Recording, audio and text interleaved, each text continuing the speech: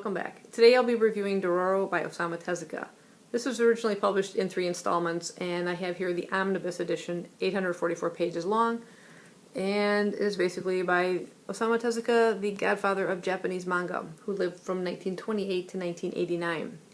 Now this is the second Tezuka manga that I have read. I read Mu, I think it was earlier this year, and I enjoyed it pretty much. When you see a Tezuka manga, you instantly recognizable by his style of art. Now, Dororo is about a samurai lord by the name of Lord Daigo, and he wants to be the best on the battlefield, the strongest, undefeatable. So he enters a temple of 48 demons and makes a deal with them that he will barter up his soon-to-be newborn son's organs, 48 of them, in exchange for this power.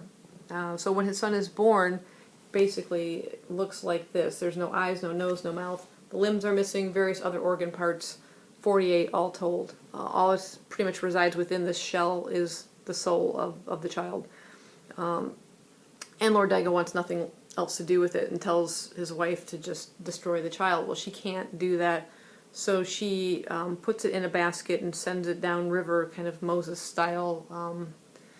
I don't know what she's hoping for, basically, but she, just like I said, she can't destroy the child.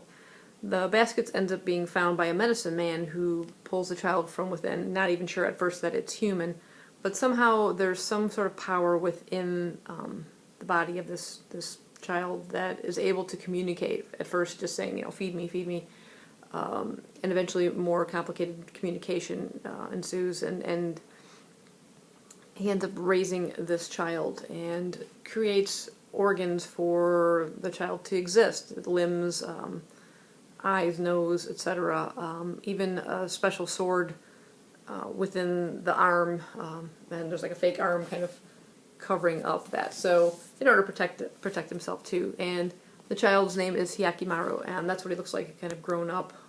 That is a small child, and then is a young man. And eventually Hyakimaru has to leave the medicine man because demons keep kind of attacking the home and trying to go after him. And he ends up on sort of his road journey defeating demons, and as each demon is defeated, he regains one of his body parts. They sort of grow back. Now, as he's traveling, he comes to learn of, his past and what happened and how he came to be in this way. And along the journey, he also encounters a thief, a young orphan, by the name of Dororo, the title of this book. I had originally thought the title was this character's name, but no, Dororo is actually this young character's name. And who happens to see Hyakimaru defeat one of the demons with this magical sword within his arm and wants to possess this sword. So keeps following after Hyakimaru.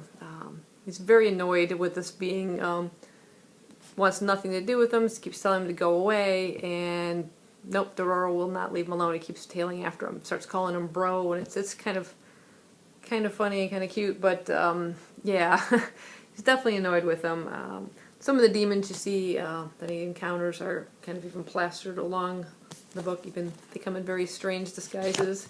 Even a shark, all sorts of weird creatures. But each chapter of this book is sort of another battle with another demon, and it sort of repeats the same storyline: defeat the demon, get a body part back, continue on with the journey.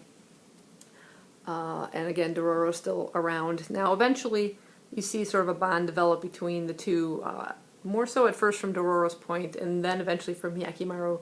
Perhaps that's when he gets his heart back, also gets some compassion and feeling, and then when he's trying to send Dororo away, it's more because trying to protect that person rather than wanting them out of their hair.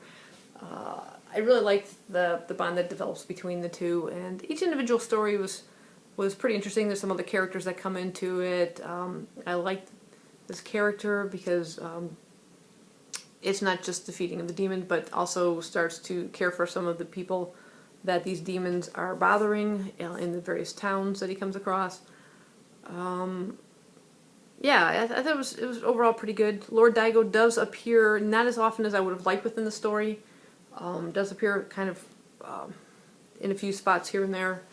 I'd have to say that I thought the story would lead to a certain conclusion, a certain climactic ending that I felt just petered out, as if Tezuka sort of gave up after 844 pages and said, let's just end it right here.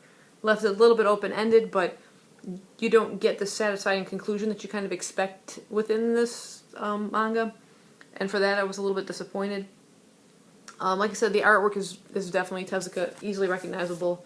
The paneling, nothing super dynamic, pretty standard, but there are occasional larger panels that are pretty interesting. Some of the demons have a really unique, creepy look to it. Again, so most of these are pretty standard. This is like when a new demon story would sort of come up, and I found myself reading from, you know, one chapter to the next, and then taking a break after each demon story. This is the medicine man that ends up rescuing Hyakimaru as a small child. But overall, I thought it was a pretty good story. Like I said, I like the artwork. It's very, very Tezuka-like. Interesting concept to the story, but I would have liked a better conclusion to it. That's basically what I could say. I still would recommend giving it a read, and it's a good Tezuka one to kind of jump into, I think. It is quite big, but you find yourself kind of flying through it. So yeah, overall, I'd have to say I give this about 4.5 stars, just because of that ending. But yeah, give it a shot, and hope you guys enjoyed this review. Thanks for watching, and I'll see you next time. Bye-bye.